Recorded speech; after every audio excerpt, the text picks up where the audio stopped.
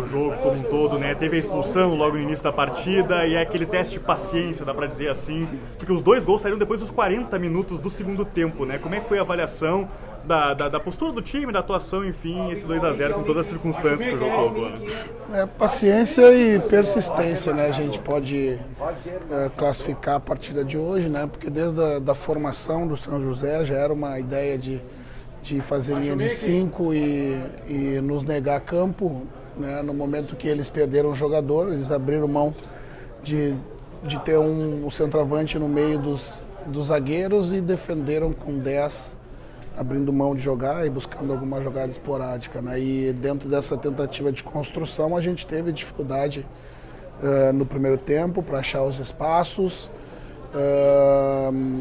Eu poderia ter mexido ainda no primeiro, né, para adotar a formação que a gente iniciou o segundo com as trocas, mas esperei um intervalo e que a gente achasse as soluções ali ainda na primeira etapa, né? Na segunda etapa, buscando mais a circulação um pouco mais rápida, finalizações de média distância, que é a entrada do Bruno, né, as individuais do Carboneiro pelo lado esquerdo, o Vitinho, e uma passagem com mais frequência com a entrada do Natan na lateral. A persistência, né, nos deu a possibilidade de, ao final do jogo, sair com essa vitória aqui, né, o terceiro jogo, a pré-temporada, as pernas pesadas, né, sem dúvida, né, o resultado foi muito melhor do que a partida, né, mas completamente compreensível. Aqui, Rogério, boa noite.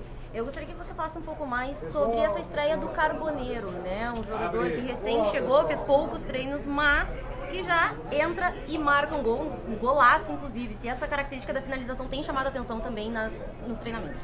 Ele finaliza bem com as duas pernas, né? Preferencialmente com a direita, e nas primeiras conversas, né, me disse se sente à vontade, né, nas buscas de profundidade, na amplitude pelo lado esquerdo, mas como eu acho que eu frisei na última coletiva, né, que ele mostrou muita naturalidade com o jogo interno mais perto da área, e eu disse a ele que eu gostaria de tê-lo mais por dentro justamente pela característica de finalização, né, e ele acertou, entrou alternando lado e meio corredor, como eu chamo, conseguindo a finalização que nos deu o segundo gol e a tranquilidade na partida. Estreou muito bem, né, deu os parabéns a eles no intervalo, mas, né, entende pouco, né, do nosso modelo ainda. Acredito que vai evoluir muito, compreendendo como a gente gosta de jogar. Jorge, só para entender, você teve uma vantagem clara em campo, né, com 14 minutos por aí do primeiro tempo, com o São José tendo um jogador expulso. O debate é, por que o Inter não conseguiu abrir esse placar antes dos 40 do segundo tempo, né? E aí eu te pergunto, em cima disso, porque o torcedor está debatendo, nós também estamos debatendo. A dificuldade hoje do Inter, nesse reinício de trabalho, é o setor ofensivo, é o que está dando mais dor de cabeça? Não, nós fizemos 2 gols no último jogo, né? Não conseguimos furar um bloqueio com as buscas de alternância com um time que botou 10 jogadores a 30 metros do gol e fechou todos os espaços, ponto. Né? E vai ter jogos que nós vamos ter que encontrar soluções de vencer, nem sempre jogando bem. Eu acho que o debate ele é importante, mas é importante discernir o porquê das coisas, né? Porquê da dificuldade. A dificuldade não é em função do ataque, a dificuldade foi o adversário que nos tirou espaço, e o Campeonato Gaúcho tem por essa característica, né? Como eu frisei na primeira resposta.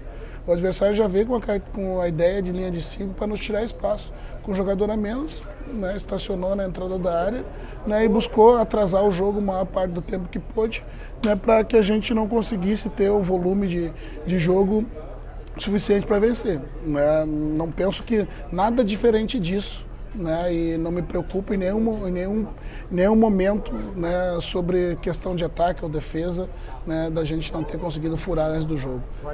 O jogo tu consegue matar no primeiro minuto e no último, né, ou um jogo da paciência e da persistência, a gente pode dizer assim. Fagiano, você vinha tendo como titular o Bruno Gomes ali na lateral direita, teve a infelicidade da lesão, e você começou com o Brian Aguirre e hoje deu 45 minutos ao Natan. Essa posição está em aberta, e o que você viu de diferente no Natan, por exemplo, no segundo tempo em relação ao Aguirre? O Aguirre precisa de ritmo, né, assim como todos os atletas. Né, o começo da temporada e os jogadores precisam do ritmo de jogo, né, e principalmente os laterais, eles fazem 100 metros de campo, né, e muitas, né, como eu digo, fazem muitos carretos a cada 45 minutos e precisa de estar na plenitude de sua forma, né? Nós temos 3 semanas de treinamento, é impossível que a gente consiga ter, principalmente nessa função, um volume ofensivo que a gente gosta e pratica pelas beiradas, né? A ideia de ter o Natan porque o Natan tem uma característica diferente, faz um jogo mais associado, tem uma vitória pessoal através da relação técnica que ele tem com a bola, e o Aguirre busca mais de espaço, né, de 1-2 de combinação e ataca espaço no tempo certo. Eu não tinha espaço no último terço do campo, eu precisava, né, desarmar um sistema com 10 jogadores montado lá atrás com vitória pessoal, né, vitória pessoal, inversão de lado, ultrapassagens, e isso o Natan nos deu nesses 45, né, uma posição que a gente, né, com a saída do Bruno, naturalmente ela ficou aberta, né, e a disputa ela é saudável. Roger, a gente viu no jogo contra o Juventude você colocando, né, uma boa parte do time titular, até comentou sobre a situação do Bernabé, que jogou 100 minutos, hoje de novo, né, completou a partida, você repetiu o time, um gramado pesado, choveu bastante, agora 2 jogos em casa. Queria que você explicasse o porquê da repetição do time num jogo fora de casa, tendo uma sequência de 2 jogos aí pela frente do Beira-Rio, e como está fisicamente, né, esse teu time visando aí esse começo de trabalho, pré-temporada, o gauchão num tiro curto, o que você planeja já, obviamente, fisicamente para esse time na sequência? Eu acho que tu perguntou e respondeu para mim, né, te agradeço já, né, porque tu me dizendo que o tiro é curto, né, que nós tivemos jogos na sequência, né, é importante, né, para a gente reconquistar o entrosamento, que a gente repita a escalação também, né? É importante no campeonato de tiro curto que a gente consiga a pontuação que nos dê lá na frente a possibilidade, né, de revezar os jogadores, né? O volume de jogo e minutagem dos atletas, né? A gente também vai fazer essa gestão dentro do próprio jogo, né? Tu tira um pouquinho antes o Fernando, dá mais tempo pro Bruno, né? A gente quer valorizar o Campeonato Gaúcho dentro de uma programação, né, de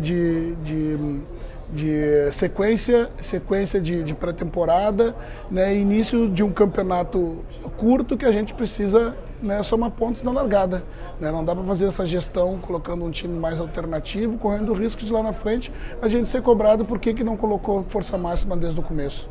Né, são decisões que a gente acaba tomando, né, que a gente se responsabiliza pelo processo todo. Né, então, agora, a partir de agora, 7 pontos, a gente começa a ver pontualmente, né, fazendo essa gestão, né, daqueles 11 que vão iniciar a partida. Roger, boa noite. Hoje você mais uma vez testou, escalou Rafael Borré e Ener Valencia atuando juntos como centroavante, os 2 jogadores. Baseado no que você vê nos treinos e nos jogos que eles atuaram assim, num molde onde o Inter ataca, apenas o Inter só ataca com os outros equipes defendendo, é possível ser definitivo em relação a essa ser a única possibilidade dos 2 jogando juntos? Talvez, né, sacrifica muito o Alain nessa posição, porque ele acaba atuando quase como um segundo homem.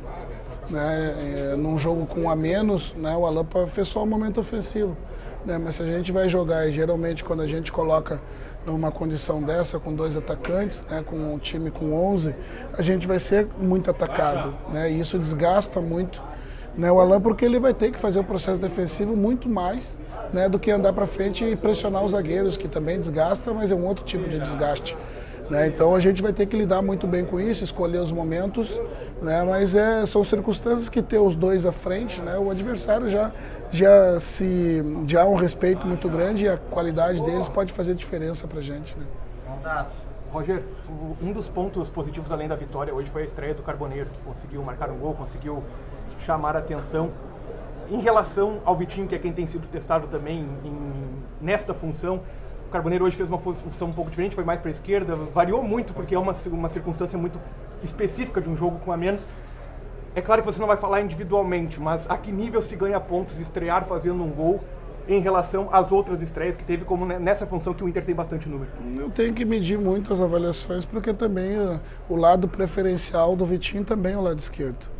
Né? Ele tem naturalidade para jogar no lado direito, construiu logo em seguida que entrou a primeira grande oportunidade ali de cabeça no lançamento das costas da defesa do Alain, que talvez se ele fosse um pouco mais preciosista ali, ele podia cabecear para o gol e não oferecer um passe para dentro da defesa, né? E é uma das suas virtudes, né, entrar pelo segundo pau e cabecear a bola na direção do gol, como ele fez no jogo, o próprio jogo contra o São José, um gol parecido, só que um pouco mais alto. Né? Claro que ganha pontos os atletas, mas eu tenho que medir muito bem, né? Eu tenho que dar a oportunidade deles consigam também nos mostrar nas suas funções onde se sentem mais à vontade. Né? Mas o Carboneiro entrou bem, né? Como eu frisei para a resposta do teu colega, o Carboneiro gosta de jogar aberto pela esquerda, faz o lado direito, muda um pouco a característica do seu jogo, mas o que eu quero é que ele flutue um pouco mais no campo, como fez no lance do seu gol. Grenal. Como foi frisado agora na pergunta anterior, várias opções para a posição de ponta, mas teu titular tem sido o Wanderson. Em caso de uma possível saída dele, tu gostaria que o Inter trouxesse mais opções para isso e também, quem sabe, alguém de área para esse tipo de jogo em que, como tu me falou, bloco defensivo fica muito compacto do adversário, a jogada aérea pode ser uma solução? A gente não pode esquecer que a gente tem o Ricardo Matias na seleção, né? A gente por vezes é tão cobrado que não dá espaço para os jogadores da base, né? E a gente valoriza o Ricardo, né? Que é um jogador com essas virtudes, né? Muito alto, bom em bola aérea. Então a gente tem esse jogador, né? E os jogadores de ponta, né? Hoje, né? O futebol mais atual se caracteriza por jogar com os pontas invertidos, né? E os jogadores de pé do lado, eles perderam um pouco a embocadura, digamos assim, do jogo de pé do lado, né? Então talvez seja uma adaptação, né? Desses jogadores. Números nós temos, né? Tanto que o mercado nos trouxe, né, jogadores com o pé invertido, porque é difícil tu conseguir esse jogador do lado esquerdo, né, que faz... Geralmente os do lado esquerdo eles são mais meia pontas, né? É o caso do próprio Tabata, né, do Gabrielzinho, que faz ali, né? Não são tão agudos de vitória pessoal pelo lado, para a gente até mesmo poder abastecer mais o centroavante, né, com cruzamentos, para não ser só do lateral. Né? Então, nesse momento, não vejo como prioridade mais jogadores de lado, porque também a gente breca a ascensão de jogadores que a gente tem dentro do clube, assim como os de área. Roger, sobre a tua decisão de manter o Wanderson do lado direito, mesmo agora com a iminência de uma negociação, o Mazuco, inclusive, antes da partida, confirmou que alguns clubes, dentre eles o Palmeiras, está interessado no jogador. Eu gostaria que você explicasse o porquê não optar pelo Vitinho, que já vem entrando no segundo tempo, e permanecer com o Wanderson na possível negociação. Mas porque o Wanderson não estava negociado. Ele é atleta do clube, como comprometido como está com a gente, não via motivo para tirá-lo da escalação dos 11 iniciais, só pelo fato de estar negociando ou uma possível negociação de saída.